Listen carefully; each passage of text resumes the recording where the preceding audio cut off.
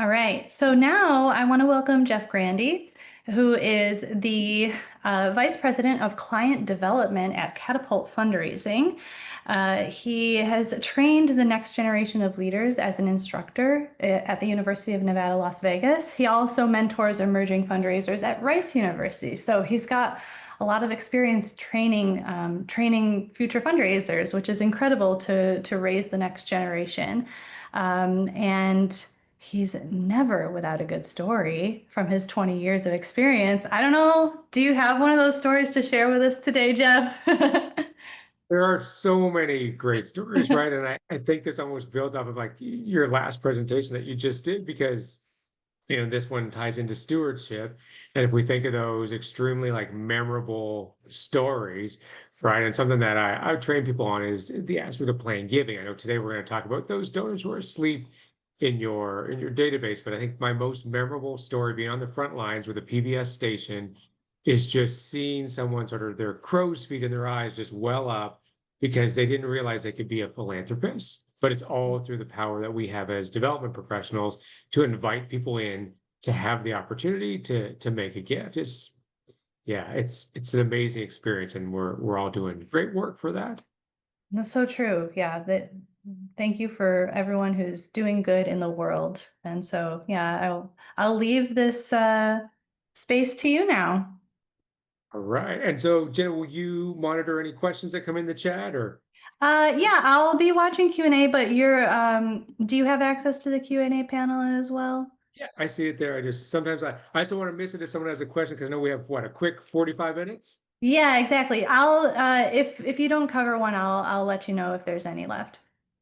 Perfect. If I miss something, then by all means, let me. All right. So my name's Jeff Grandy. Thank you so much, Jenna and causevox, for the opportunity to be with y'all this afternoon. And one of the things that I guess, have come to know and learn, maybe by making mistakes and having other people sort of like show me the way, is that there are so many donor relationships in our CRM, but sometimes we always have people that say, "Oh, go knock on so and so's door, right? They're a major donor in your community. Oh, why don't we get more donors? Let's do some acquisition." And I don't believe that that's our first step. So in this Power 45 minutes, I want to give you the tools of like, how do we wake up those donors who we've let them fall asleep in our CRM? Okay, so Jeff Grandy, I have the great fortune of working for a company called Catapult Fundraising, which is a national fundraising firm across the country. But I get to live down in South Texas on the water. It's hotter than all get out, but you take the good and the bad, right? To be able to live on the water and raise my small little family in South Texas. Uh, if you haven't heard of Catapult Fundraising before, we work in the areas of donor engagement and in campaigns. Today, we're going to talk about donor engagement. So, why mid-level donors? Okay, they are powerful.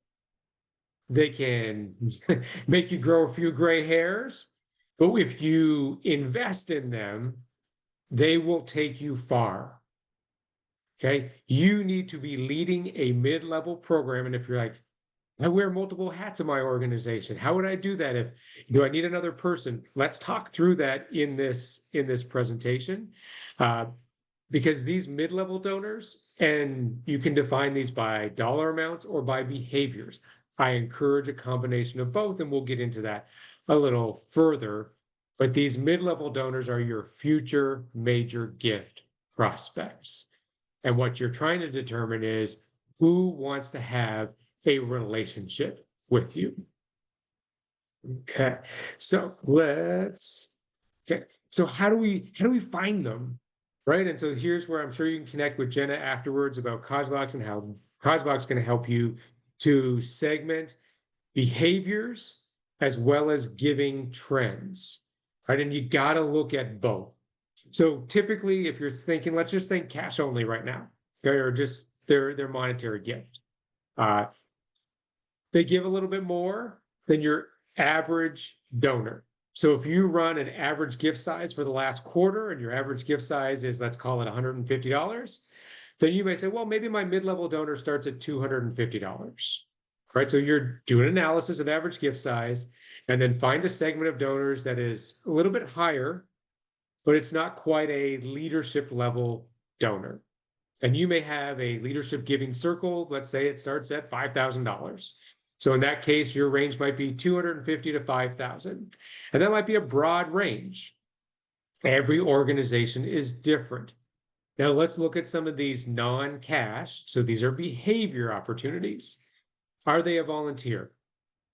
Have they given in-kind gifts? If you're independent school or higher education, are they an alumni? Okay. What are other connection points that they have that do not have to do with writing a check or using a credit card? Okay. This could be a behavior. Are they a monthly donor? Yeah, you may say, Jeff, well, there's money tied to that because there's a cash gift coming into that. No, monthly donor is a behavior because they have prioritized to give to you every month, whether it's reoccurring on their card or they send in their check. Similarly, another behavior, do they give from a donor advised fund or an IRA account? Are you getting that minimum distribution? Are you looking for indicators that you're more than just a transactional, like, hey, here was $50 because I went to your gala?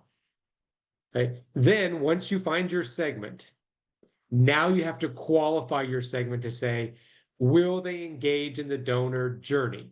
One of the things that I'll do in a later slide is I'm going to put up a QR code. You take your phone out, scan the QR code, and there will be a donor journey worksheet. So if you're like, I don't know what that is, I don't know where to start, there will be a worksheet that you can use with you and your team, or if you're a team of one, use it and work through what would be the stewardship touch points. So we're going to talk about some of those as well. But this is where we want to qualify prospective donors who will walk alongside us in the donor journey. Know that some donors will not come with you, and that's okay. It took me a long time in my career to learn that it was okay to bless and release a donor. Some of us call it disqualification, send them back to the annual fund, however you want to label it. It's okay. Donors are people and they're going to make their decisions on their own time frame. We can't control that. We can only provide the leadership to them to help them give. So why do they matter? These people are responsive. You will see that these people another behavior is they make upgrade gifts during the year. Another behavior, they're loyal. You may see like, hey, donor Jeff, he makes his gift, it looks like April 16th every year for the last 17 years. There's some loyalty built in there. These people care about your mission, and when you talk to them, they want to know more. They're not gonna ask you yes, no questions. They're gonna ask you open-ended questions where you can share about the impact of your mission. This is your future pipeline for major gifts, capital campaigns, plan giving. You have to invest in the relationship and think of it as a relationship bank account. You have got to make the deposits before you request a withdrawal. Otherwise, you're overdrawn. And that doesn't work with the donor relationship. And I know some of you may put in the comments or your feedback to Jenna like, ooh, that's bad for Jeff to compare a donor relationship to a bank account, but it's a relationship bank account. Both of you have to deposit into that bank account so that you can make an ask. Okay. The pipeline, right? And maybe because I live in South Texas, it's oil and gas down here. Maybe that image makes sense to me. But this pipeline is like, how do we bring a donor closer to our organization, right? And mid-level donor stewardship is the way to do that. So stewardship for this group of donors, and this is the donors that are asleep in the database, right? If you ask Jenna to pull a report or you go into causevox and you pull your report of, hey, in this segment of donors, is our giving flat? Have we had increases? Have we had decreases? If you see flat giving year over year, you know you're working with the correct segment. So let's talk about 9 steps to help qualify this segment. Because you may pull that list and you may say like, Jeff, that's way too many people. We can't handle that. So let's whittle it down. First, get your list, right? So utilize, all your criterion, like determine your criteria and pull your list, right? And this criteria is going to be proprietary to you. You may put well screening into that list, right, of some different aspects. Build your behaviors as well as your donation indicators into your prospect identification criteria, and then pull your list. Once you pull your list, share it with the other people on your team. Fundraising is not a solo sport. There may be, not everybody is great at putting their notes in the database. You know who you are, right? Uh, so in that aspect, there may be some things that you don't know about donors that fold into this list. So that's why it's important to share the list with your team. It's just more for them to review and give you any feedback, because maybe someone should or shouldn't be in the program. The next step, now you need an endorsement from your executive director, your board president, because these mid-level donors, you've trained them to be okay with annual fund outreach, which is unidirectional. It's a direct mail piece, it's an email, it's social media. It's really, they can't communicate back to you. So if you were to just pick up the phone and call right away, they're like, well, why are you calling me? This doesn't make sense to me. I don't use my phone that way with your organization. So in this letter, it comes from leadership, and it says that you will be reaching out, okay, to set up an appointment. So you're telling the donor what you're going to do, and then you do it. When you send these letters, stagger send. If you pull a list and it has 500, there's no way that you can call 500 people within 2 to 3 days of that letter dropping in the mail. Unless you have, like, super fingers and you can dial super quick, kudos to you. But stagger send. If you think like, hey, let me drop 25 a week, right? And that'll get me 20 weeks. And I'm sure there'll be lots of other follow-up during that time, and it doesn't overwhelm me. So set yourself goals that you can achieve. Now, this conversation, it may be you as the gift officer. It may be a volunteer that's calling to follow up on the letter. Bonus points if your volunteer is also a donor. That person who's confirming an appointment for you. Now, mid-level donors don't understand why you would set an appointment. A leadership donor or major gift donor says, yeah, that's how generosity works. Being philanthropic, they're respectful of my time. I'm respectful of their time. We have a designated time to talk about how I can support them. This type of donor doesn't know that yet. So you got to teach them, you got to coach them. And these are all great touch points, because in this process, we haven't even got to asking yet. And we're just helping and educating. Okay. So then when they confirm their appointment, then you want to make sure that you send confirmation, just like you would do before you went and visited a leadership level donor. You'd confirm the appointment with them. So you do the same thing for this donor. They're not going to understand it though. So which means you have to extend that, a greater sense of patience with this donor, because they're going to ask more questions. Some of these donors are also going to jump from step 4 to step 7. And you got to be ready for that. But if you follow this process, now this pre-call introductory letter, the first letter, and it could be letter, it could be email, the first letter came from leadership. The second one comes from a donor. So another donor that's giving. And this could be someone that you've worked with and you're like, hey, you know what?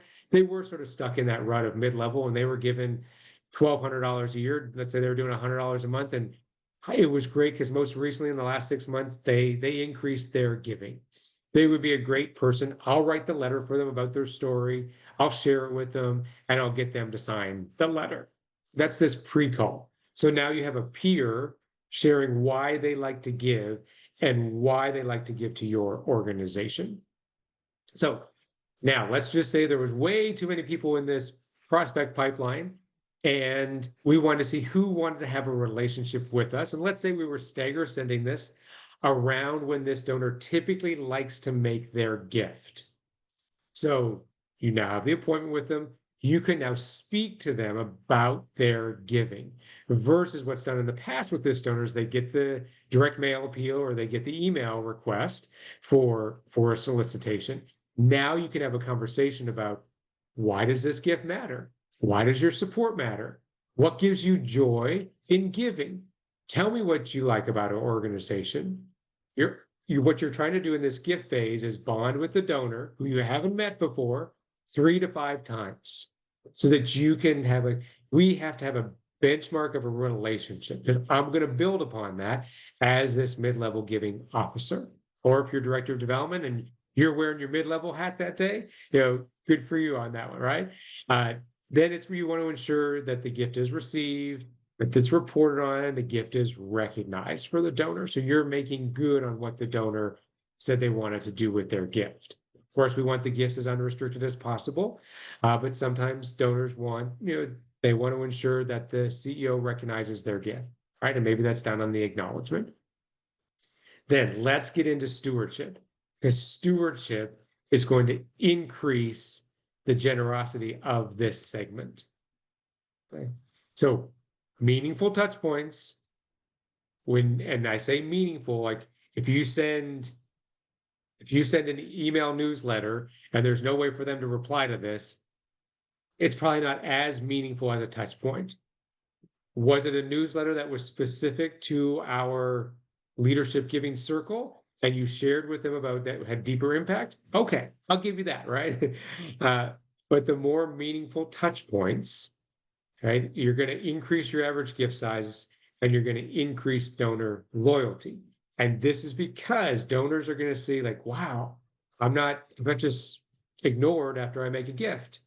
I would encourage everybody on this call, make a gift to another organization and see what happens, right? Sometimes you'll be surprised and you'll have a donor welcome packet as part of your stewardship.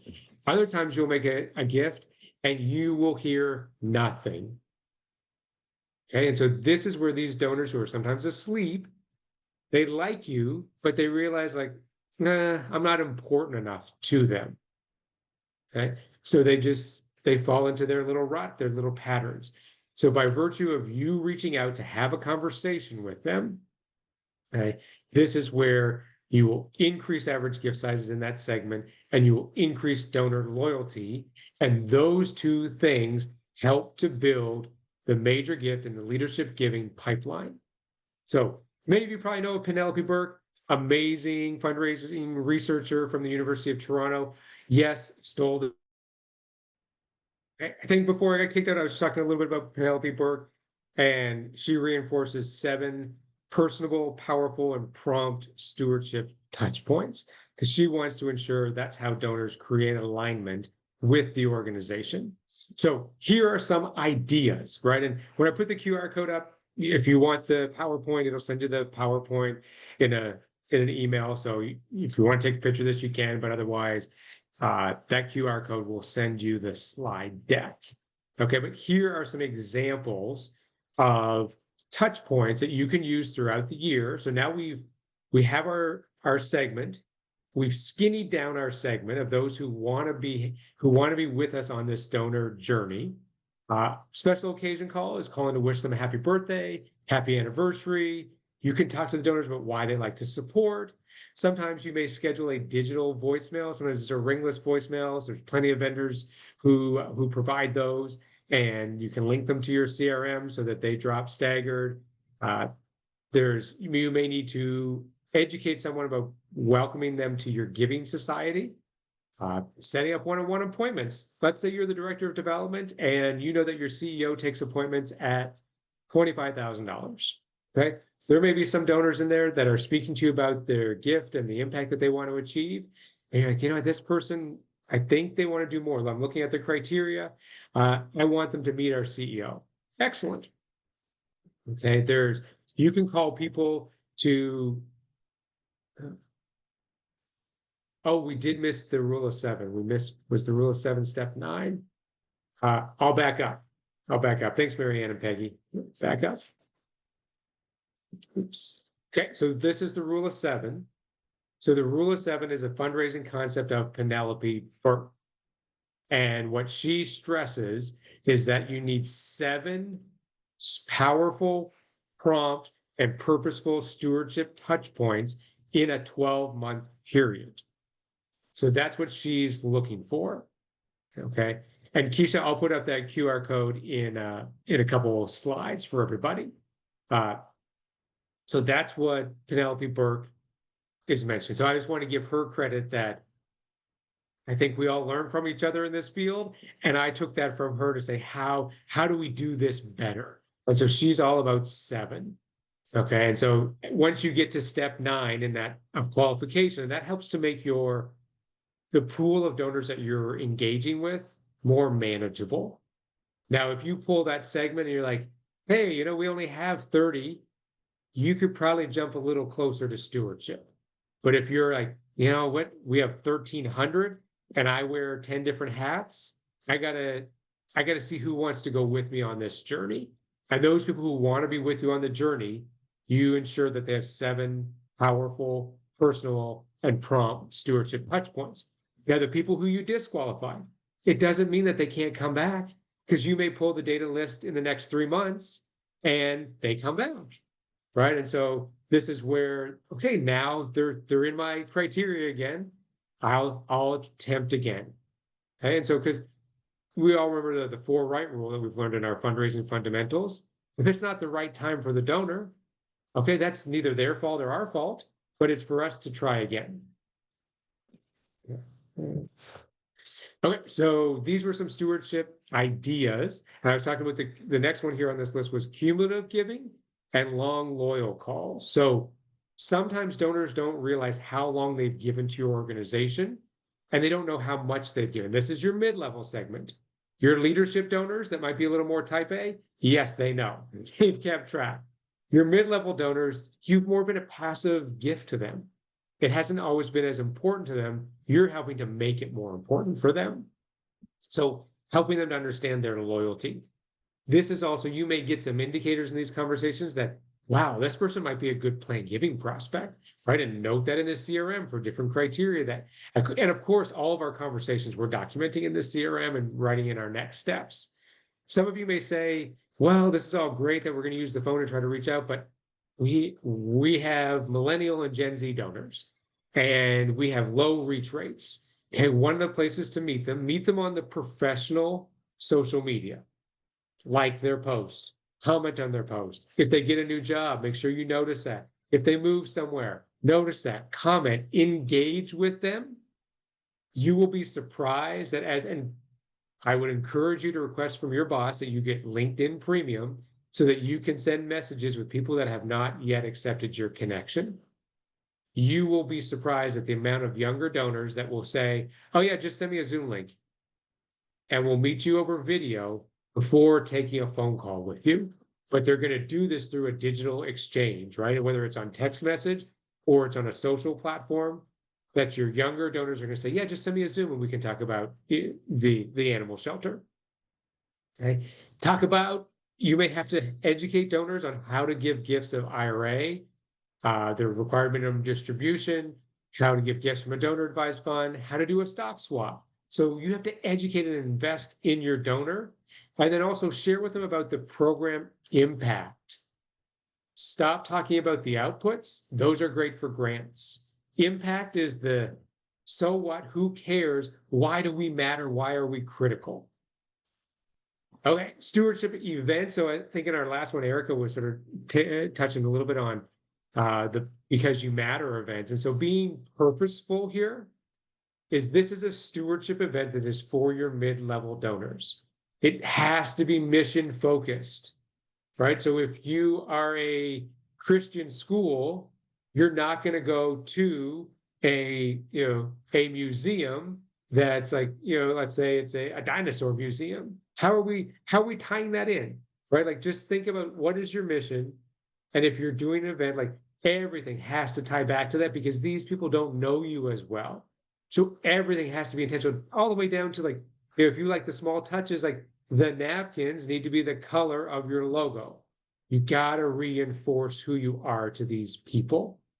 Name tags, RSVP calls, it is high touch. It's the small things that matter to these people.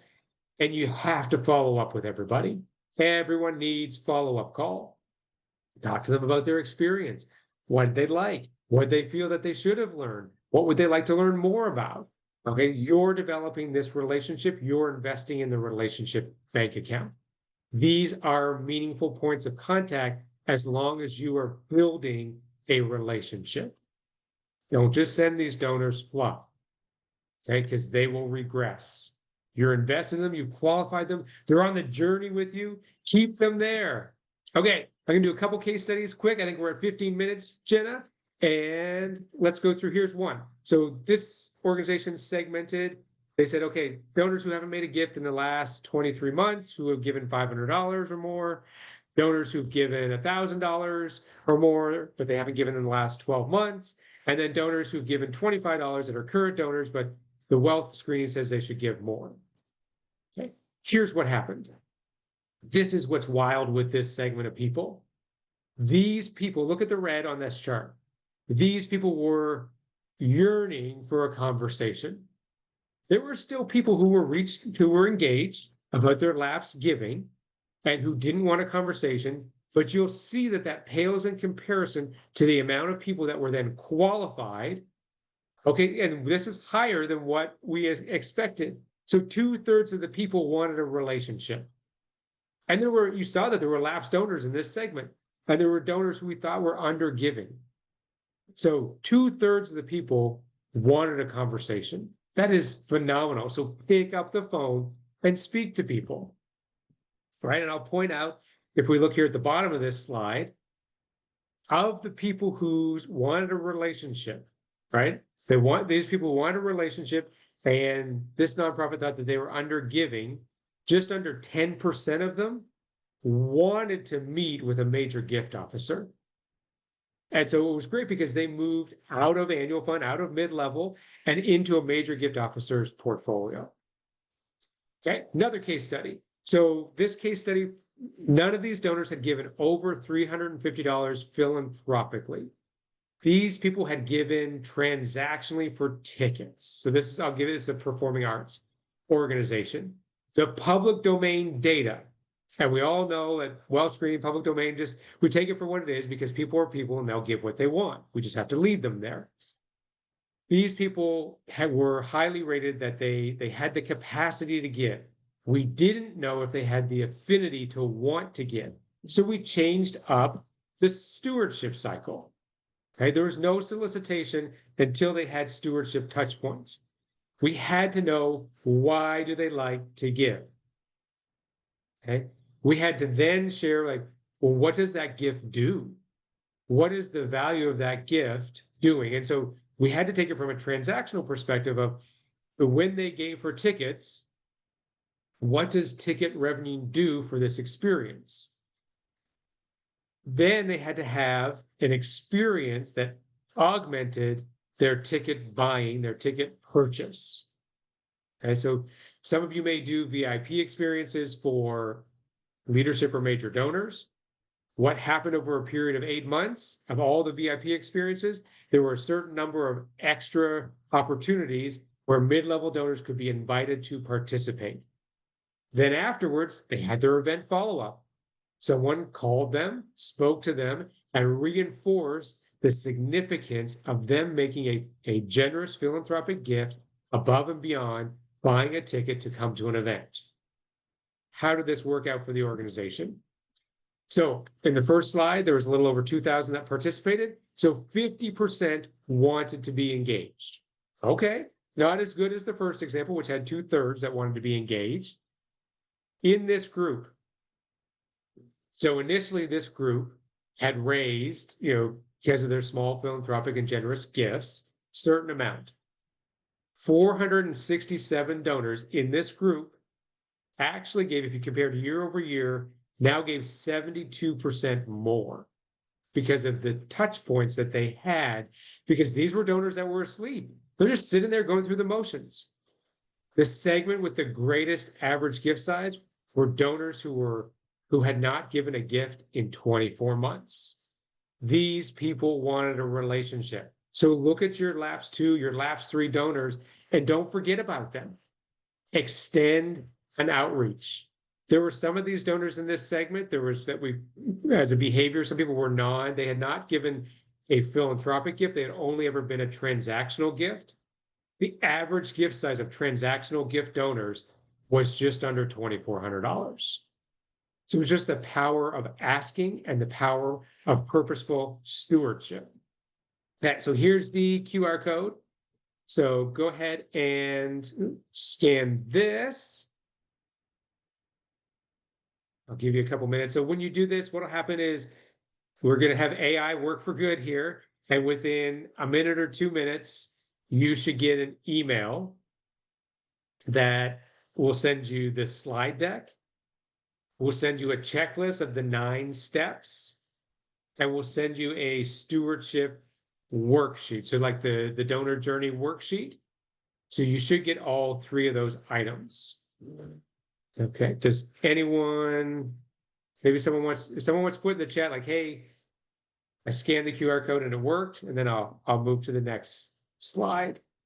I know sometimes that the phones can be tricky when trying to scan a QR code if there's a glare on the screen or whatnot, or is it?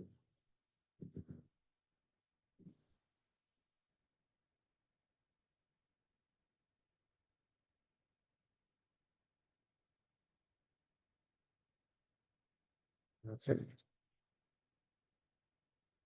Am I good to move on, or?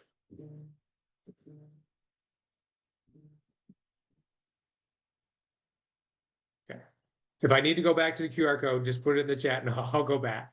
So this is the worksheet that will come in the email. Print it off.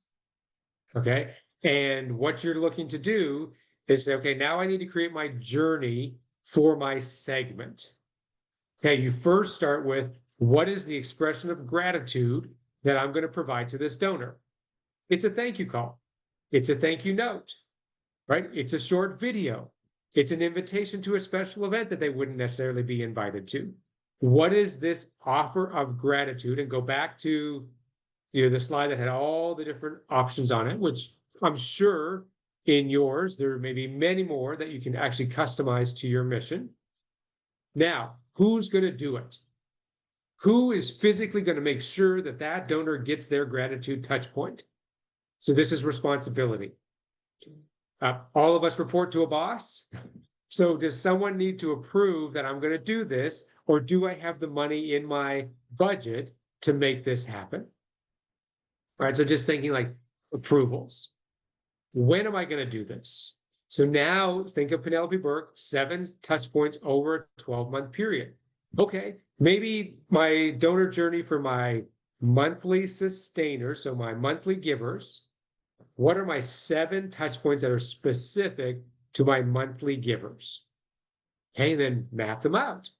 Now you may have in here, there may be a touch point for the donor where it's an upgrade giving. So you're like, because sometimes our monthly donors, they stay at $10 a month, stay at $25 a month, and no one ever asks them to give more.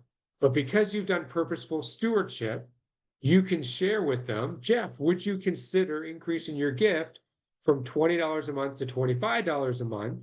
Okay. You understand the impact that we're achieving. Okay? And you can reiterate your impact. Now, how is this getting delivered, right? Is it going in the mail? Are you on the phone? How is this happening? So this is where it's a worksheet. Of course, you can take a worksheet and you can turn it into a policy or a practice at your organization, but this is meant for you to print this off, and there's a handout that will come in that email. And if you have some chicken scratch, that's just go for it on this. Make mistakes on this. Print out a couple different copies. Do it as a team building activity with you and your development team. Okay. If you have questions about this, my contact information is in that email. Just pop me an email and say, hey, Jeff, I don't really understand the stewardship journey. Let's talk through that. Okay. So your takeaways for today. Know your donors and make sure they know you. Cultivation and stewardship doesn't stop. It doesn't stop. Okay. You have a constant commitment to steward and build relationships. Use multiple ways to communicate with donors. Phone, mail, email, video, social, events. You're going to find out their communication preference. And when you do, track it in the CRM so that you know how to communicate with them. Okay. You got to educate everybody in your organization. Everybody who works in your nonprofit is a fundraiser because everyone is responsible for building relationships. Okay, we are all relationship builders. Stay committed to this strategy, right? You're going to invest in it. You're going to test certain things. Some things are going to work. Some things aren't. Sometimes you're going to make mistakes. It's okay. Measure things so that you know what works, because we all report to a boss and they all want to know that, are we doing our due diligence with our outreach? Okay. So that was a quick 40 minutes, Jenna. And so let's take questions if they want to pop in the chat. Yes, for those of you who have questions, you can drop them in the Q&A or in the chat. Yeah, if they missed the QR code, no worries, because the causevox team is going to send out your free resources, Jeff, as well as your slide deck. So perfect. we'll be Yeah, sure. that's right. Yeah. I think Diane has a question in the Q&A. Yeah. Okay. So Diane, it says, once a prospect has been disqualified, what are the best steps to take to try to change that in the future? Okay. So this person, they're going to go back to your annual fund efforts.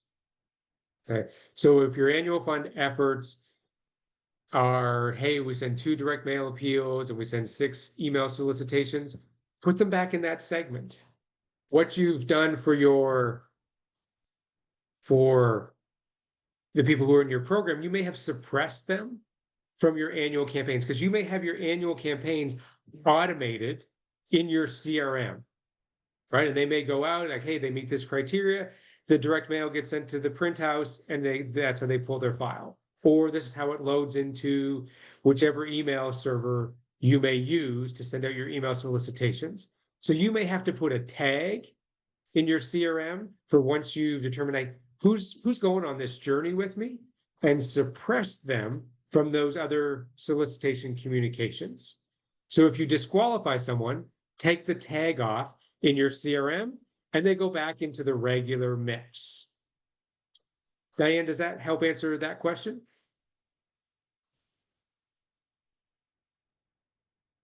Cool. Yeah, thanks for answering that. It looks like Peggy also had a question back when you were discussing the 7 touches, I think. She asked, can you share what a conversation would look like or sound like when attempting to increase their donation? I'm not exactly sure which. Yeah, so this would be, yeah. so Peggy, let's go back. I think we're,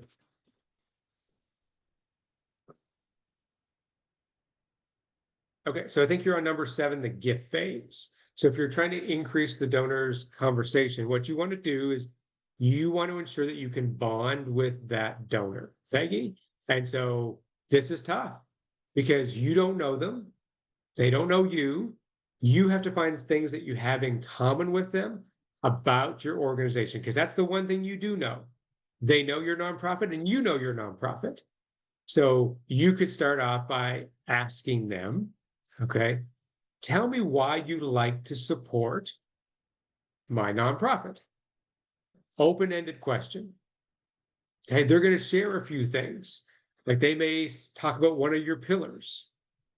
And this is where then you can add, oh, the other day I was at an event that had to do with some of our youth with dental hygiene, and it was phenomenal to see these 4-year-olds and 5-year-olds learning how to brush their teeth appropriately. You should come with me next time.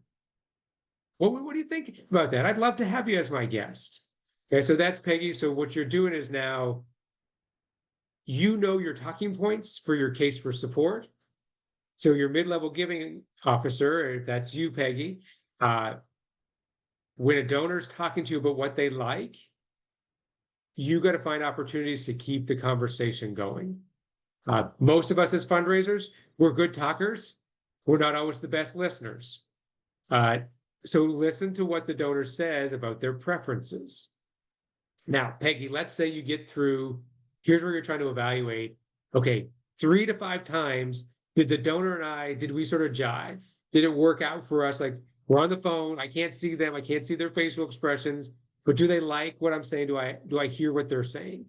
Okay, you get to that point where you're like, you check your gut, and now you can reflect. And there are other speakers across the country who utilize this model, but it's like, you could say, Jeff, you've given the last like 10 years, you've been so committed and loyal to us. We'd be remiss if we didn't request your support again. You just shared with me that you understand the importance of dental hygiene. I couldn't imagine a year without your support. Would you consider a gift of $250 this year? That would be so greatly appreciated. And then just be quiet, Peggy, and smile on the other end of the phone. Nice. Yeah, that Peggy, if you need more context, you can reach out to me or just put it in the chat, and I'll go back to it, Jenna, if you want. yeah, no, that's great. Thanks for fleshing that out and giving an example of a conversation. I think just one last question, just to follow up on Diane's initial question on the disqualified donors.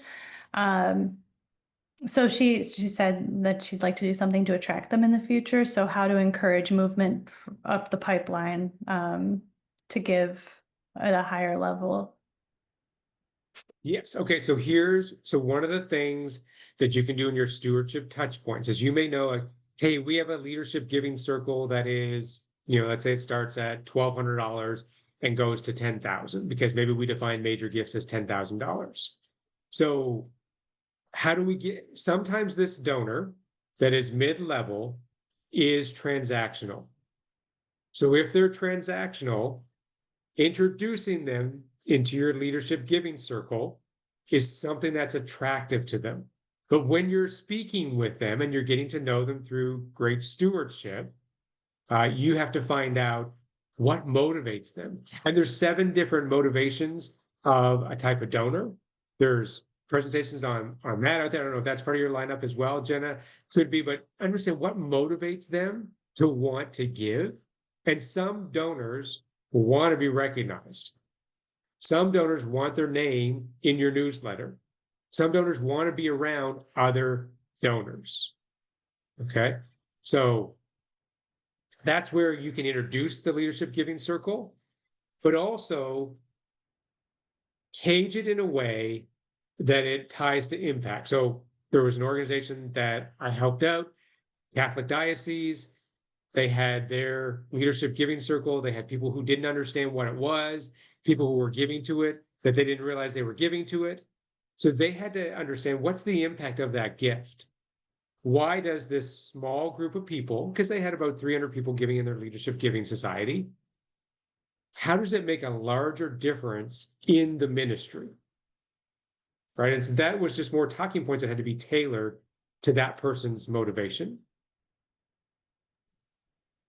Exactly. Yeah. All right. Oops. That's helpful to like tie things all together. And so I really appreciate just taking the time to review these last few questions, how to engage donors more effectively and move them through the pipeline. I know that these are pretty short sessions considering the conversation. So I'm dropping Jeff's contact information for his company website and LinkedIn. So if you had any follow-up questions, I think Jeff also has his email and phone on the slide if you can get that before he goes. And then, oh, thanks for putting that in the chat, Jeff. And I think Florence said that when she scanned the QR code, it didn't send her the email. So Florence, if you just send me an email, I'll make sure I'll get that to you right away.